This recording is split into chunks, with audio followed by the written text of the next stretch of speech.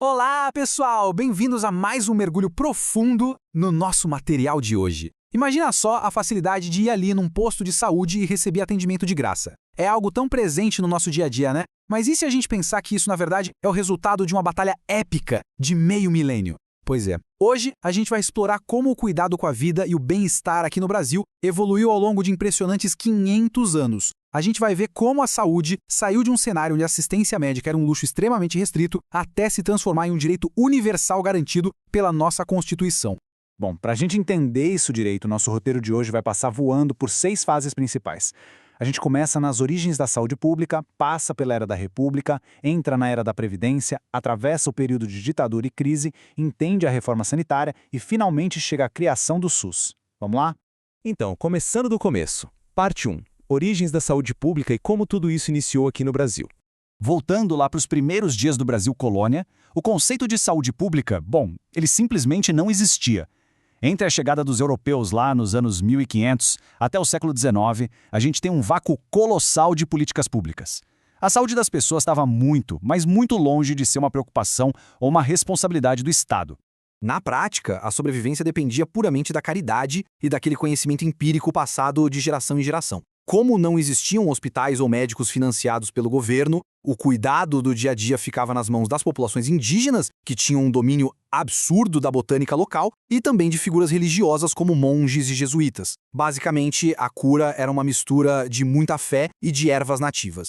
E aí a gente chega na grande virada institucional de 1808, que, convenhamos, carrega uma certa ironia. A primeira organização real de saúde no país surgiu quando a família real portuguesa chegou por aqui. Mas o foco não era exatamente cuidar do povo, não. O cargo de provedor-mor de saúde, que depois virou Serviço de Saúde dos Portos, foi criado quase que exclusivamente para proteger as fronteiras marítimas, o comércio e os lucros do império contra as grandes epidemias da época. Avançando um pouquinho na história. Parte 2. República e as campanhas. Ou o famoso modelo campanhista. Na virada do século XX, o governo decidiu que precisava modernizar os centros urbanos do país a qualquer custo. Foi aí que o sanitarista Oswaldo Cruz implementou esse modelo campanhista, que funcionava literalmente como uma operação militar super rígida de saneamento e controle de doenças. Só que a imposição foi tão severa e teve tão pouco diálogo com o povo que a panela de pressão acabou explodindo. Em 1904, a população do Rio de Janeiro foi para as ruas na violenta revolta da vacina, batendo de frente contra as medidas forçadas do próprio Estado. Agora a gente entra na parte 3, a Era da Previdência, que é quando o acesso à saúde vira sinônimo de privilégio. Nas décadas seguintes, o cenário mudou de rumo e a saúde virou um benefício totalmente exclusivo. Pensa bem nesse número: 10.300. Quando as primeiras caixas de aposentadoria foram criadas pela Lei Eloy Chaves, lá em 1923, apenas esse número minúsculo de trabalhadores que atuavam em setores muito específicos tinha algum tipo de proteção. Era um sistema incrivelmente fragmentado e totalmente atrelado à carteira assinada, ou seja, a imensa maioria do país ficava completamente de fora de qualquer amparo.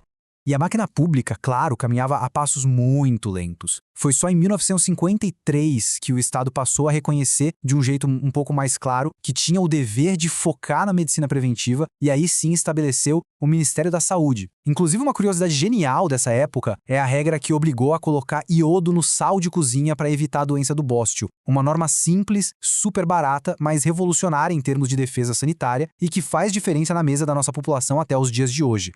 Chegamos à parte 4, ditadura e crise sanitária. O foco aqui é a centralização e muita atenção.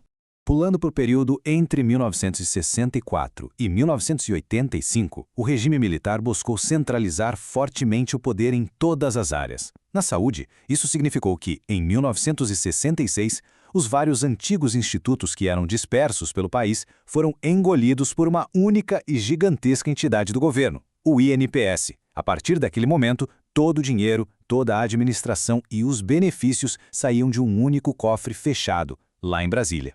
E essa centralização toda avançou mais ainda, criando um verdadeiro monstro burocrático em 1974, que foi o célebre INAMPS. O grande problema, a falha absurda desse gigante, é que ele focava quase que exclusivamente na chamada medicina curativa. O que isso quer dizer? Quer dizer que o sistema funcionava na lógica de esperar a pessoa adoecer gravemente para só então tentar curar o paciente numa cama de hospital.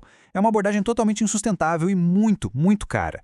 Somando isso à grave crise econômica que o país vivia, o resultado não podia ser outro. Os hospitais entraram em colapso e a população ficou profundamente insatisfeita. Isso nos leva à parte 5, a reforma sanitária, que marca uma mudança completa de paradigma.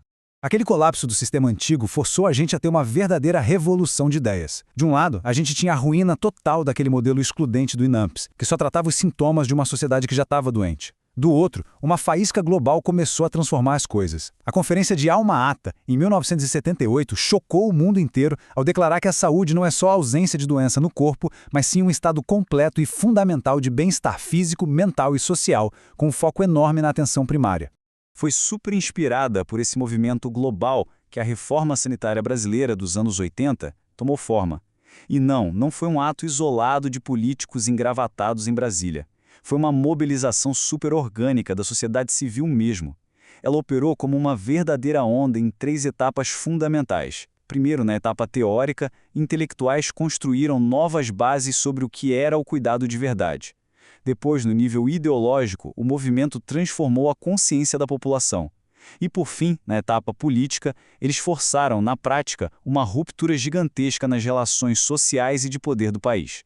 E toda essa energia popular explodiu de um jeito espetacular em 1986, na 8ª Conferência Nacional de Saúde. Sabe o que torna esse momento tão lendário? É que pela primeiríssima vez na história do Brasil, as portas de uma conferência dessas foram abertas para a população de verdade. Usuários do sistema e trabalhadores debateram o futuro lado a lado com os grandes especialistas. Foi bem ali que acendeu a faísca da descentralização real, sabe? Aquela ideia incrível de que o município, que está ali pertinho da casa das pessoas, é quem deveria assumir a liderança do cuidado médico. E o espírito de toda essa revolução está cravado nas palavras do sanitarista Sérgio Arouca. Quando ele defendeu que a saúde exige bem-estar político e que ela é determinada pela forma como a sociedade se organiza, ele simplesmente mudou o jogo. A lógica é perfeita. Se a forma como a gente organiza a nossa sociedade gera pobreza e faz as pessoas adoecerem, então o Estado tem a obrigação moral de organizar a sociedade de um jeito que gere saúde. Foi uma virada de chave filosófica absoluta para o nosso país. E assim chegamos à nossa última parte, a parte 6, a criação do SUS, o sonho da saúde para todos. Toda essa luta de séculos culminou na promulgação da nossa Constituição de 1988, que oficializou a criação do Sistema Único de Saúde, o famoso SUS. Esse sistema rompeu de vez com aquele velho modelo excludente que a gente comentou e estabeleceu diretrizes super inteligentes e muito mais justas. A gestão passou a ser descentralizada, o foco do atendimento mudou pesadamente para a prevenção, o dinheiro passou a vir de toda a sociedade por meio da Seguridade Social e o setor privado foi colocado legalmente no seu lugar, apenas como uma engrenagem complementar do sistema público. Conseguir transformar um não-sistema que era voltado só para as elites num passado distante no maior sistema universal de saúde pública do mundo foi sem dúvida um triunfo histórico gigantesco. Mas o fim daquela exclusão garantida por lei levanta uma provocação muito atual. Será que a gente já alcançou mesmo a saúde de qualidade para todos na prática? Quando a gente olha para esses 500 anos de batalhas, fica claro que a criação do SUS não foi a linha de chegada, mas sim o ponto de partida de uma construção que acontece todo santo dia. Fica aqui essa reflexão para a próxima vez que a gente passar em frente a um posto de saúde. Combinado? Muito obrigado por acompanhar mais esse mergulho explicativo e até a próxima.